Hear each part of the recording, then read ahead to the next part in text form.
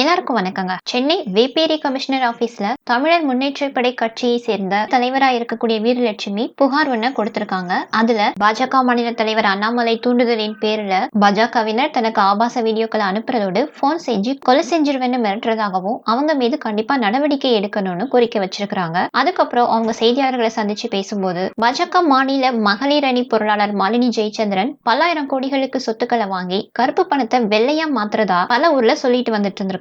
இதை தெரிஞ்சுக்கிட்ட பொதுமக்கள் எனக்கு தொடர்பு கொண்டு அதை பத்தி சொல்லும்போது இது உண்மையா இருக்குமா இல்லையான்றதுக்காக 6 மாசமா தொடர்ந்து ஆய்வு செஞ்சேன். அதன் அடிப்படையில சுமார் 1500 கோடி மதிப்பிலான சொத்துக்கள் இருக்கிறதா கண்டுபிடிச்சிருக்கோம். இதை பத்தி 5 முறை வருமான வரித்துறை இயக்குனர் அலுவலகத்துல புகார் கொடுத்திருக்கிறதோடு வெவ்வேறு நாட்கள் இடைவெளியில சொத்து பத்திரங்களையும் ஒப்படைச்சிருக்கோம். இது தவிர இன்னும் 3000 கோடி அளவிலான சொத்துக்களும் அவங்க கிட்ட இருக்கு. கொஞ்சம் வருஷத்துக்கு முன்னால அவங்க வெறும் சாதாரண LIC ஏஜென்ட் தான். அப்படிப்பட்டவங்களுக்கு எப்படி இவ்வளவு சொத்து வந்துச்சு? பாஜக மாநில மகளிர் அணி பொருளாளர் மாலினி ஜெயச்சந்திரன் பாஜகவுல யார் யாரெல்லாம் கருப்பு பணத்தை வச்சிருக்காங்களோ அவங்களோட பணத்தை வெள்ளையா மாற்றி கொடுக்கக்கூடிய வேலையை தான் பார்த்து வந்துட்டு இருக்காங்க. இதை நான் கண்டுபிடிச்சு உண்மை என்னங்கறத வெளியே சொன்னதுனாலதான் பாஜக மாநில தலைவர் அண்ணாமலை தூண்டுதலின் பேரில் பாஜகவினர் 15க்கும் மேற்பட்ட ஆபாச வீடியோக்களை தொடர்ந்து எனக்கு அனுப்புனது மட்டும் இல்லாம ஆபாசமா பேசுறதோட கொலை செஞ்சிருவேனும் மிரட்டிட்டு வராங்க. இது எனக்கு ரொம்பவே மன உளைச்சலையும் கொடுக்குது. இதை பத்தி நான் அண்ணாமலை கிட்ட புகார் கொடுத்தும் அவர் கண்டுக்கவே இல்லை. பாஜகவிற்கும் அந்த பெண்மணிக்கும் சம்பந்தம் இல்லை அப்படின்னா அவரை ஏன் கட்சியிலிருந்து இன்னும் நீக்காம வச்சிருக்காங்க?